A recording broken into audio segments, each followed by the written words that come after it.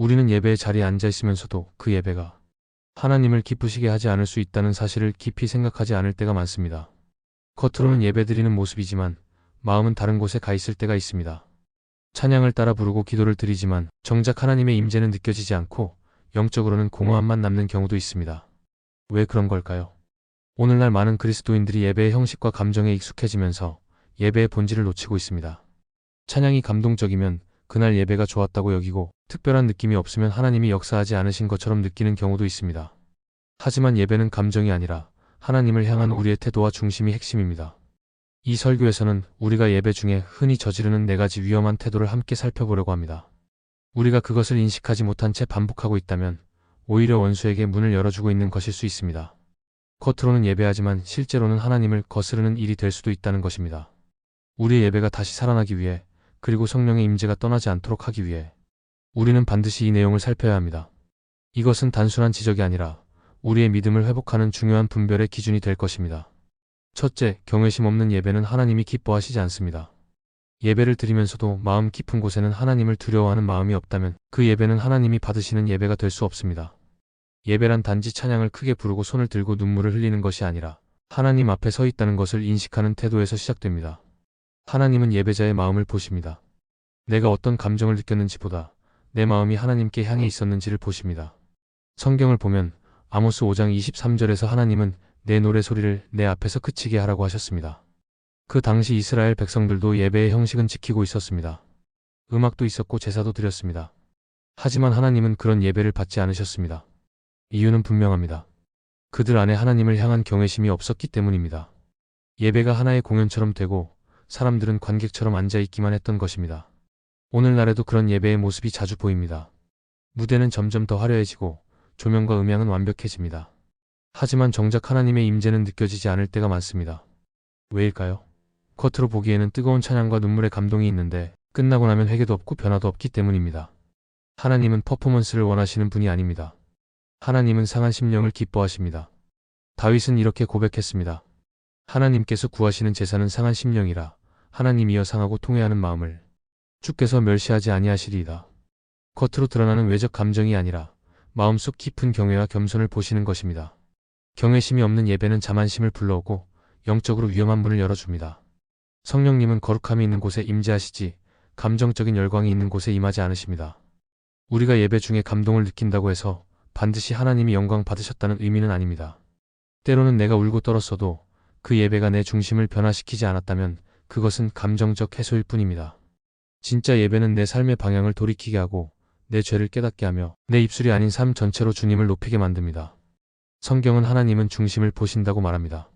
사무엘상 16장 7절에서 하나님은 외모가 아닌 중심을 보신다고 하셨습니다. 겉으로는 열정적으로 예배하지만 삶은 불순종으로 가득한 사람들, 그들의 예배는 하나님께서 기뻐하시지 않습니다. 레위기 10장에 나오는 나답과 아비후도 허락되지 않은 불을 제단에 올렸다가 하나님의 심판을 받았습니다. 그들은 예배를 드렸지만 하나님이 원하시는 방식이 아니었기에 오히려 징계를 받았습니다. 팀 켈러는 그의 책 복음에 빠지다에서 이렇게 말합니다. 진정한 예배는 하나님 앞에서 자신이 얼마나 작은 존재인지 인식하는 데서 시작된다. 우리가 하나님을 얼마나 두려워하는지에 따라 우리의 예배는 깊이를 더하게 된다. 이 말처럼 하나님을 두려워하지 않는 예배는 결코 온전할 수 없습니다. 경외심 없는 예배는 결국 나를 위한 예배로 흘러가게 됩니다. 내가 무엇을 느꼈는지가 중심이 되면 하나님을 예배하는 것이 아니라 내 감정을 만족시키는 시간으로 전락하고 맙니다. 하나님은 여전히 말씀하십니다. 내가 선 땅은 거룩한 곳이니 신을 벗으라고요. 출애굽기 3장에서 모세에게 하신 이 말씀이 오늘 우리에게도 유효합니다. 우리가 예배당에 들어갈 때 그것은 단순한 건물이 아니라 하나님이 임하시는 거룩한 자리가 되어야 합니다. 하나님을 예배한다는 것은 그분의 거룩함 앞에 나 자신을 낮추고 항복하는 것입니다. 진짜 예배는 자기를 부정하는 데서 시작됩니다. 내가 드러나는 것이 아니라 예수님만 드러나야 합니다. 내가 무엇을 느끼느냐보다 하나님이 누구신지를 묵상하며 그분의 영광을 중심에 두는 예배를 드릴 때 하나님은 그 예배를 기쁘게 받으십니다. 그래서 우리가 예배를 드릴 때 가장 먼저 돌아봐야 할 것은 내가 지금 하나님을 두려워하고 있는가 하는 질문입니다. 예배가 공연이 아니라 제단이 되려면 반드시 경외심이 회복되어야 합니다. 그래야 원수가 틈타지 못하고 성령님의 임재가 머무는 예배가 될 수 있습니다. 둘째, 합당하지 않게 성찬에 참여하는 것은 영적인 위험을 초대하는 일입니다. 성찬은 단순한 상징이 아닙니다. 성찬은 예수 그리스도의 몸과 피를 기념하고 그분과의 언약을 새롭게 하는 거룩한 예식입니다. 그런데 많은 사람들이 이 성찬을 너무 가볍게 여기고 아무런 준비 없이 참여합니다. 마치 정기적으로 돌아오는 일정한 교회 프로그램처럼 느껴질 수도 있지만 성경은 성찬을 가볍게 여겨서는 안 된다고 분명히 경고합니다. 고린도전서 11장 27절부터 30절을 보면 사도 바울은 고린도 교회 성도들에게 강하게 말합니다. 누구든지 합당하지 않게 떡을 먹고 잔을 마시는 자는 주의, 몸과 피에 대하여 죄를 짓는 것이다라고 말하면서 그로 인해 약한 자와 병든 자가 많고 심지어 잠자는 자도 적지 않다고 말합니다. 이 말은 단순한 비유가 아니라 실제로 일어난 영적인 결과를 가리킵니다. 하나님이 정하신 방법을 무시하고 죄를 품은 채 성찬에 참여하면 그것은 예수님의 희생을 조롱하는 것이 되고 맙니다. 성찬은 착한 사람에게 주는 상이 아닙니다. 회개한 사람에게 주시는 회복의 기회입니다. 그런데도 회개하지 않고 마음을 정결하게 하지 않은 채 성찬에 참여하면 내 마음은 그대로인데 겉으로만 거룩한 행위를 하는 셈입니다. 그건 참 위험한 일입니다. 성찬은 그리스도의 몸을 분별하는 자리입니다. 떡과 잔을 마시기 전에 내 죄를 돌아보고 하나님과의 관계를 점검하고 형제 자매와의 관계도 살피며 진실하게 회개한 마음으로 나아가야 합니다. 사람들이 성찬을 받을 때 종종 이렇게 말합니다. 하나님은 내 중심을 아시니까 괜찮아. 맞습니다. 그래서 더 조심해야 합니다. 하나님은 중심을 아시는 분이시기 때문에 내가 회개 없이 그 자리에 있는 것도 아십니다. 입술로는 감사의 고백을 하면서도 마음으로는 여전히 죄를 붙잡고 있다면 그것은 거룩한 것을 모욕하는 것입니다. 성경은 말합니다. 사람이 자기를 살피고 그 후에야 이 떡을 먹고 잔을 마실지니. 자기를 살핀다는 것은 성령의 도우심을 받아 내 안에 회개할 것이 없는지, 정결하지 않은 태도는 없는지 점검하는 것입니다. 우리는 종종 성찬을 받으면서 아무렇지 않게 떡을 먹고 잔을 마시지만 성경은 그 순간이 보이지 않는 제단임을 말합니다. 그 제단은 그리스도의 십자가를 기념하고 그분의 피로 인해 우리가 새 생명을 얻었다는 것을 선포하는 거룩한 자리입니다. 성찬은 하나님 앞에서 우리가 나는 예수 그리스도의 사람입니다 라고 고백하는 선포의 시간입니다. 이 고백은 책임이 따릅니다. 다시 죄로 돌아가지 않겠다는 결단, 회개의 삶을 살겠다는 태도가 필요합니다. 그런데도 죄를 품은 채 그 자리에 서게 되면 그것은 고백이 아니라 위선이 됩니다. 하나님은 사랑의 하나님이시지만 동시에 공의의 하나님이십니다. 히브리서 12장 6절은 말합니다. 주께서 그 사랑하시는 자를 징계하시고 그가 받아들이시는 아들마다 채찍질하신다. 사랑하는 자이기에 더 민감하게 징계하십니다. 왜냐하면 성찬은 영적인 훈련의 자리이기 때문입니다. 우리 안의 거룩함을 다시 일깨우는 시간이고 성령님께서 우리의 중심을 새롭게 하시고 회복에 손을 내미시는 시간입니다. 그래서 성찬은 억지로 참여하는 자리가 아닙니다. 분위기에 휩쓸려 형식적으로 참여할 일이 아닙니다. 성찬은 회개한 사람에게 주시는 하나님의 초청입니다. 만약 성찬 앞에 섰는데 죄가 떠오른다면 고백해야 합니다. 미움이 있다면 용서해야 하고 마음이 냉랭하다면 성령님의 불을 다시 구해야 합니다. 성찬은 우리가 얼마나 훌륭한 사람이 되었는지를 보여주는 시간이 아니라 하나님 앞에 무릎 꿇고 다시 시작하는 자리입니다. 그래서 성찬은 영적인 거울입니다. 내가 지금 믿음 안에 있는지를 돌아보게 합니다. 하지만 이 모든 것을 무시하고 성찬에 참여하면 하나님을 조롱하는 것이 됩니다. 갈라디아서 6장 7절은 말합니다.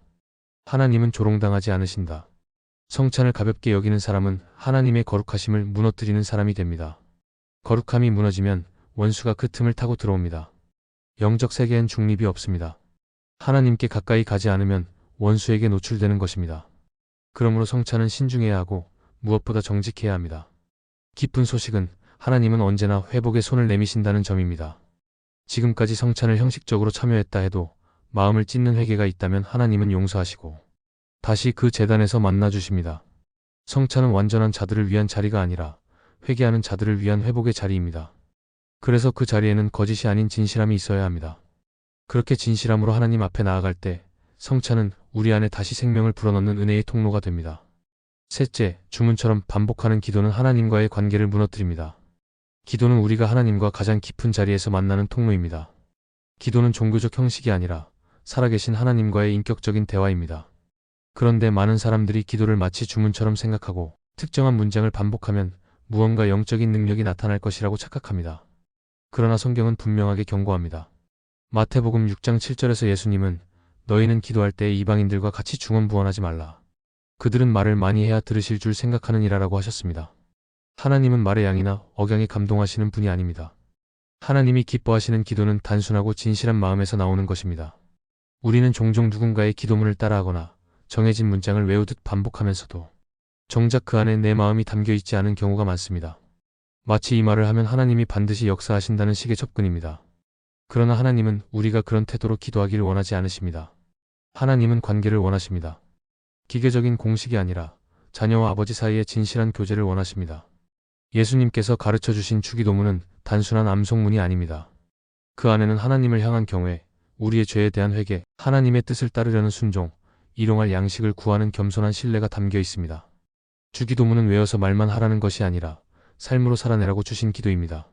하지만 오늘날 많은 사람들은 이 기도의 깊은 의미는 놓치고 겉으로 드러나는 반복만 따라합니다. 반복 그 자체가 문제가 되는 것은 아닙니다. 성경은 끈질긴 기도를 분명히 권면합니다. 누가복음 18장에서는 예수님께서 과부의 간청을 들어준 불의한 재판장의 비유를 통해 하나님께서도 우리가 믿음으로 간절히 구할 때 응답하신다고 말씀하셨습니다. 하지만 중요한 차이점이 있습니다. 믿음에서 나오는 인내와 하나님을 조종하려는 반복은 전혀 다릅니다. 전자는 하나님께 항복하는 마음에서 시작되지만 후자는 하나님을 움직이기 위해 인간의 방식으로 억지로 밀어붙이는 것입니다. 그리고 이런 태도는 하나님과의 관계를 무너뜨릴 뿐만 아니라 기도를 오해하게 만듭니다. 팀 켈러는 기도라는 책에서 이렇게 말했습니다. 기도는 하나님께 정보를 전달하려는 것이 아니라 나를 하나님께 드리려는 것이다. 우리가 기도할 때 가장 중요한 것은 내가 무엇을 말하느냐가 아니라 하나님 앞에 어떤 마음으로 서 있느냐이다. 이 말처럼 기도의 핵심은 진실한 마음으로 하나님 앞에 서는 태도에 있습니다.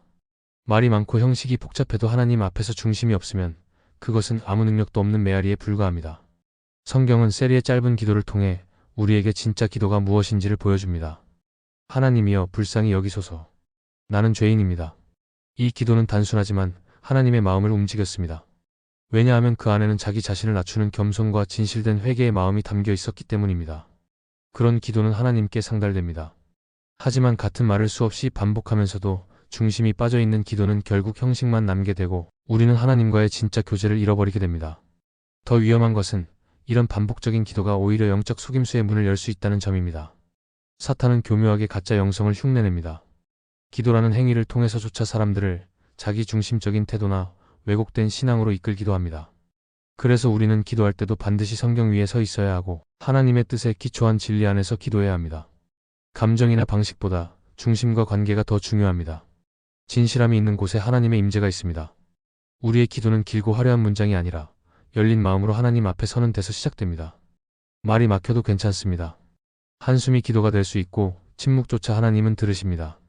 중요한 것은 하나님과의 관계 속에서 마음을 쏟아내는 진실함입니다. 우리가 그렇게 기도할 때 하나님은 가까이 계십니다. 하늘은 열리고 원수는 물러갑니다. 그래서 우리는 주문을 버리고 다시 교제로 돌아가야 합니다. 기도는 살아계신 아버지와의 대화입니다. 그 자리에서 우리의 영혼은 자라고 믿음은 새로워집니다. 넷째, 감정에 의존한 예배는 쉽게 무너지는 신앙을 만듭니다. 요즘 많은 교회에서 예배가 점점 감정 중심으로 흘러가는 경향이 있습니다. 찬양 중에 눈물이 나면 하나님의 임재를 느꼈다고 말하고 특별한 감정이 없으면 예배가 별로였다고 느끼기도 합니다. 사람들은 예배의 깊이를 느낌으로 판단합니다. 예배를 감정적 경험으로 오해하면 신앙의 중심이 흔들리게 됩니다. 감정은 물론 하나님이 주시는 중요한 요소일 수 있지만 감정에 의존한 예배는 결국 내 기분과 상황에 따라 변하게 됩니다. 예수님은 요한복음 4장 24절에서 하나님은 영이시니 예배하는 자가 영과 진리로 예배할지니라고 말씀하셨습니다. 여기서 영과 진리는 단지 감정이 뜨거운 상태를 말하는 것이 아니라 내 존재 전체가 하나님께 향해 있고 말씀 위에 서 있는 예배를 말합니다. 예배는 하나님이 누구신지를 아는 지식과 그분 앞에 나를 온전히 드리려는 결단이 함께 있을 때 비로소 진짜가 됩니다. 아무리 울고 손을 들고 감정적으로 고조되어 있어도 그 안에 순종이 없고 말씀에 기초한 믿음이 없으면 그 예배는 오래 가지 못합니다. 감정에 의존한 예배는 특히 어려움이나 침묵, 지치고 감정이 무뎌질 때 무너지는 모습을 보입니다. 어떤 날은 아무 느낌도 들지 않을 수 있고 마음이 무거울 수도 있습니다. 하지만 그런 날에도 여전히 하나님은 살아계시고 그분은 변하지 않으십니다. 하나님은 우리가 어떤 감정을 느끼느냐보다 우리가 어떻게 반응하느냐를 보십니다. 진짜 믿음은 아무것도 느껴지지 않을 때도 하나님을 예배하는 것입니다. 우리는 찬양이 너무 감동적이어서 울었다고 말합니다. 하지만 그 찬양이 회개로 이어지지 않는다면 감정적 경험에 그쳤을 가능성이 큽니다. 예배는 감정을 해소하는 시간이 아니라 하나님의 말씀 앞에 나를 정직하게 세우는 시간입니다. 눈물 흘린 그 자리에서 죄를 버리고 다시 하나님을 따르기로 결단하는 것이 진짜 예배입니다. 그런 변화가 없다면 그 감정은 오래가지 않고 결국 다시 예전의 삶으로 돌아가게 됩니다. 성경을 보면 진짜 예배는 언제나 삶의 방향을 바꾸게 했습니다. 한나는 고통 속에서 조용히 눈물로 기도했습니다. 말로 다 표현할 수 없을 만큼 괴로운 마음이었지만 그녀는 하나님께 마음을 쏟아부었고 하나님은 그녀의 기도를 들으셨습니다. 그 기도는 감정을 넘어서 믿음이 담긴 예배였습니다. 하나님을 신뢰한다는 고백이 있었습니다. 그래서 하나님은 그 예배를 기쁘게 받으셨고 응답하셨습니다. 우리는 이런 예배를 배워야 합니다. 느낌이 없어도 상황이 흔들려도 말씀이 진리이기 때문에 예배드리는 것입니다. 감정은 따라오기도 하고 따라오지 않기도 합니다. 하지만 말씀은 변하지 않습니다. 진리는 영원합니다. 예배의 중심이 감정이 되면 신앙이 쉽게 흔들립니다. 그러나 예배의 중심이 예수 그리스도와 성경 말씀 위에 세워져 있다면 어떤 상황 속에서도 무너지지 않는 믿음이 자라납니다. 감정 중심의 예배는 신앙을 자극적으로 만들고 항상 느껴야 유지되는 신앙으로 흐르게 합니다. 반면 진리 중심의 예배는 견고한 뿌리를 내리게 하고 믿음의 눈을 뜨게 합니다. 예수님의 십자가는 우리의 감정이 아니라 우리의 삶 전체를 요구하십니다. 예수님이 찢기시고 피 흘리신 이유는 우리를 감동시키기 위함이 아니라 우리를 구원하고 새롭게 하시기 위함입니다. 그 십자가를 기억하는 예배는 단순한 감정의 해소가 아니라 삶 전체를 헌신하는 고백으로 이어져야 합니다. 믿음은 흥분이나 느낌으로 드러나는 것이 아니라 말씀에 대한 순종과 인내로 증명됩니다. 예배 중에 아무것도 느껴지지 않아도 하나님의 말씀을 붙들고 찬양하고 기도하는 것, 그게 진짜 예배입니다. 고통 가운데 드리는 예배, 이해되지 않는 상황 속에서도 무릎 꿇는 예배, 말씀이 이해되지 않을 때도 순종하는 예배. 그런 예배에 하나님은 임재하십니다. 진짜 예배는 무대 위가 아니라 골방에서 시작됩니다. 아무도 보지 않는 방 안에서 조용히 하나님께 마음을 드리는 예배가 하나님을 기쁘시게 합니다. 그래서 우리는 예배의 본질로 돌아가야 합니다. 감정이 기준이 아니라 하나님이 기준이어야 합니다. 예배는 내가 만족하는 시간이 아니라 하나님을 높이는 시간입니다. 내가 어떤 느낌을 받았는가 보다 하나님이 받으실 만한 예배를 드렸는가를 점검해야 합니다. 감정에 의존한 예배는 모래 위에 지은 집과 같아서 바람이 불면 쉽게 무너집니다. 하지만 말씀 위에 십자가 위에 세워진 예배는 폭풍 속에서도 흔들리지 않습니다. 그 예배는 상황과 상관없이 드릴 수 있고 눈물이 없어도 진실할 수 있으며 침묵 속에서도 깊이 있게 하나님을 만날 수 있습니다. 결국 예배는 하나님께 내 삶을 드리는 것입니다. 내가 어떤 감정을 느끼느냐보다 하나님께 내 중심을 드릴 수 있는가. 그 질문 앞에 설 수 있을 때 비로소 진짜 예배가 시작됩니다. 하나님은 지금도 진실한 예배자를 찾고 계십니다. 마음을 다하고 뜻을 다하고 목숨을 다해 예배하는 사람을 기뻐하십니다. 하나님은 우리의 감정을 무시하지 않으시지만 감정 위에만 세워진 믿음은 원하지 않으십니다. 하나님은 진리를 따라 반응하고 말씀에 순종하며 중심으로 예배하는 자를 통해 일하십니다. 지금도 주님은 우리의 예배를 기다리십니다. 중심에서 드려지는 눈물과 고백과 결단이 담긴 예배를 통해 하나님은 다시 우리 안에 임하시고 그 예배 속에서 원수는 떠나가고 성령은 자유롭게 역사하십니다. 하나님은 내가 주님을 의지하기를 지금도 기다리십니다. 이 영상이 은혜가 되셨다면 좋아요와 구독으로 함께 해주세요. 여러분의 한 번의 클릭이 더 많은 사람들에게 하나님의 말씀을 전하는 소중한 통로가 됩니다. 감사합니다. 하나님께서 여러분의 삶의 평안과 은혜로 함께 하시기를 기도합니다.